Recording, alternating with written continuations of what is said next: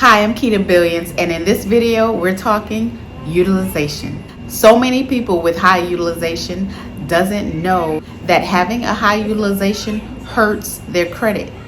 It's one of the top reasons why many scores decrease and never increase. The good thing about it is that it's the best way to finesse your credit scores to increase.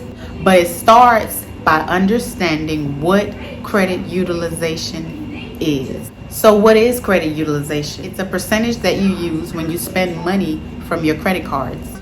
Your credit card has a limit. If you spend 10% of whatever your limit is, then it will report on your credit that your utilization rate is 10%.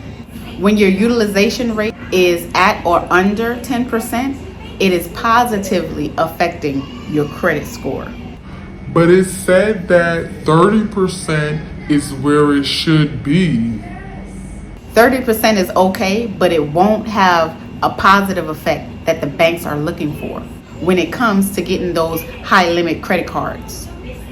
Not only that, having a 30% utilization rate won't increase your credit scores either. So 30% doesn't hurt, but it's definitely not helping you. If you are interested in increasing your credit score, check out my free 30-day credit boost guide in the description section below this video. Thanks for watching. Let's start increasing those scores.